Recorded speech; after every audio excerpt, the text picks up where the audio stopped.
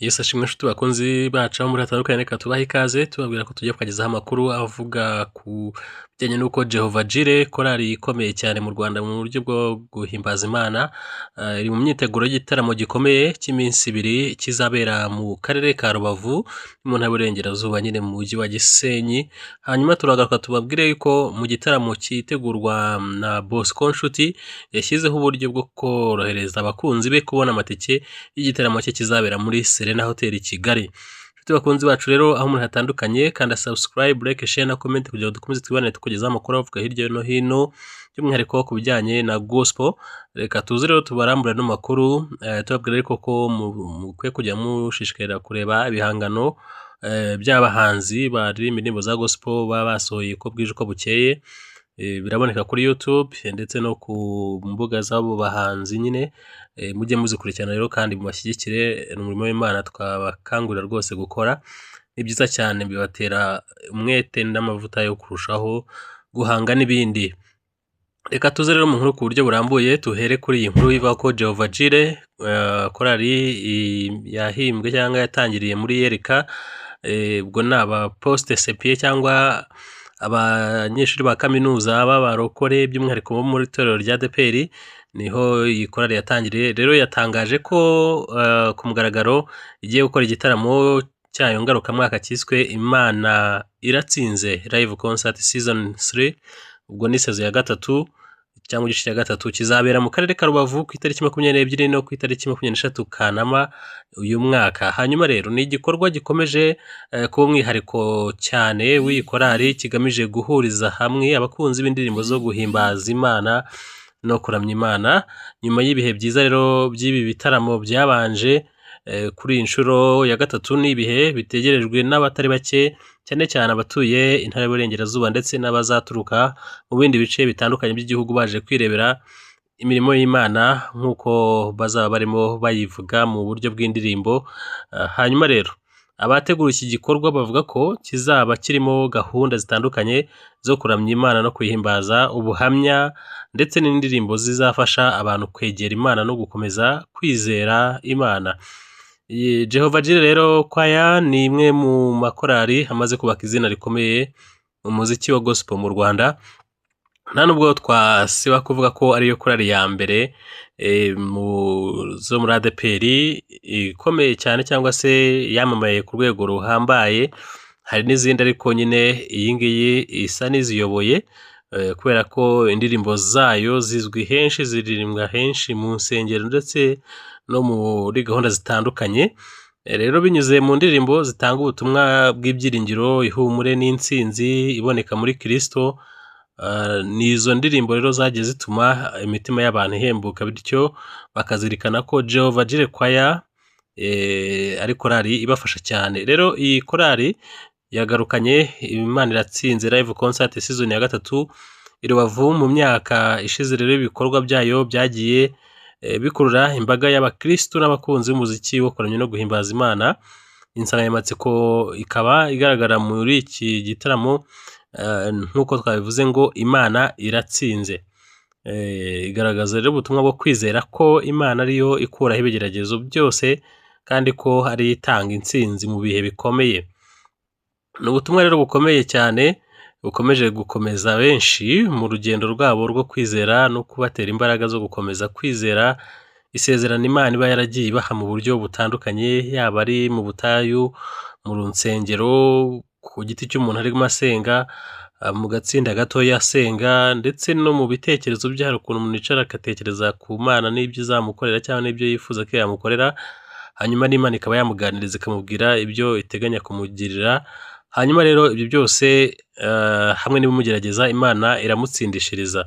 Niyo mpamvu rero bavuga bati Imana Iratsinze, ari naryo zina ry'iki gitaramo. Abateguye iki gitaramo rero barahamagarira abantu bose kuzitabira ari benshi kugira ngo bazagire umwanya wo kuramya Imana no gusangira ibihe by'umunezero w'abavandimwe mu kwizera. Biteganyijwe ko rero korali izaririmbamo indirimbo zimaze kumenyekana ndetse n'izindi nshya zizaba zifite ubutumwa bwihariye ku bitabira cyangwa se bazitabira igitaramo.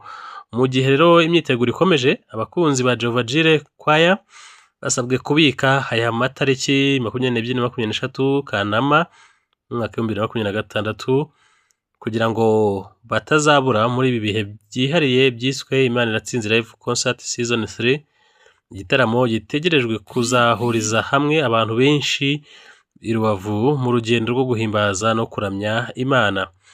Rero iki gitaramo turakurarikirana nawe kutazakiburamo, upange ibyo upanga byose n'amatariki uzayaboneke mu maze ufatanye n'aba baramyi n'aba bahimbaza Imana mu ndirimbo zabo zaryoshye cyane zakunzwe cyane n'abantu nk'uko twagarutseho haruguru, ndetse n'izindi zitandukanye kuko bamaze igihe kinini bari mu muziki wo kuramya no guhimbaza Imana. Reka rero tugaruke kuri ino nkuru ari nayo turi busorezeho, yuko amatike cyangwa se uburyo bwo gukora amatike mu gitaramo cya Bosco Nshuti ateganya cyo kumurika album ye, abantu bamaze kumenya cyangwa se bamaze kugezwaho uburyo amatike bayabona. Bosco Nshuti rero ageze kuri imyiteguro yo kumurika album nshya mu gitaramo gikomeye kizabera muri Kigali Serena Hotel. Umuhanzi rero w'indirimbo zo kuramya no guhimbaza Imana Bosco Nshuti, umwe mu bafite izina rikomeye mu Rwanda mu muziki wa gospel, akomeje imyiteguro ya nyuma y'igitaramo cyo kumurika album ye nshya kizabera muri Kigali Serena Hotel ku itariki 19 Nyakanga 2026 guhera saa 11 z'umugoroba. Iki gitaramo rero kizahurirana no gufata amashusho n'amajwi y'indirimbo zizaba ziri kuri album. Bosco Nshuti azwi cyane nk'umuramyi, umuhimbyi ndetse n'umuyobozi w'indirimbo za korali, akaba yarubatse izina rikomeye binyuze mu ndirimbo ze ziganjemo ubutumwa bw'ibyiringiro, urukundo rw'Imana no gukomeza abakristo mu rugendo rwabo rw'umwuka. Mu myaka rero amaze mu murimo, nuko tubikesha ikinyamakuru Gospel Today News, ibikorwa bye byagiye bigera ku bantu benshi haba mu Rwanda no hanze yarwo. Abategura iki gitaramo batangaje ko imyiteguro irimo kugenda neza, aho amatike yamaze gushyirwa ahantu hatandukanye mu mujyi wa Kigali kugira ngo abazitabira babashe kuyabona bitabagoye.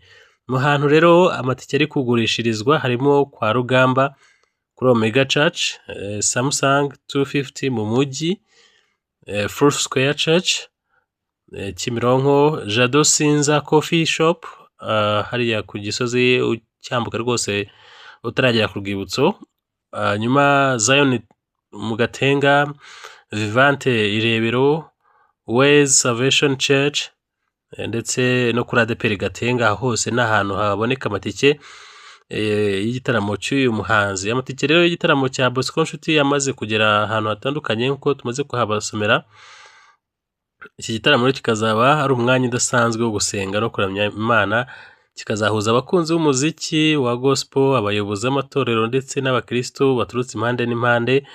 Biteganyijwe ko rero Bosco Nshuti azaririmbamo zimwe mu ndirimbo zakunzwe cyane ndetse akanamurika izindi nshya zigize album ye. Abazitabira rero bazinjira bishyuye amafaranga y'u Rwanda 10,000 ku itike isanzwe, mu gihe abazifuza gushyigikira umurimo wa Bosco Nshuti ku rwego rwisumbuyeho bazabona itike y'20,000. Hari kandi uburyo bwo kugura amatike hifashishijwe urubuga rwabugenewe rwashyizweho n'abategura iki gikorwa.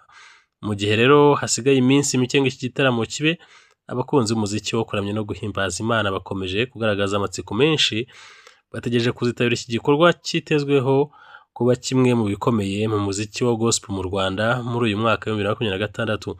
Bosco Nshuti rero yavuze ko yiteguye gutanga umusanzu we mu gukomeza kwamamaza ubutumwa bwiza binyuze mu mpano Imana yamuhaye ariyo yo kuririmba.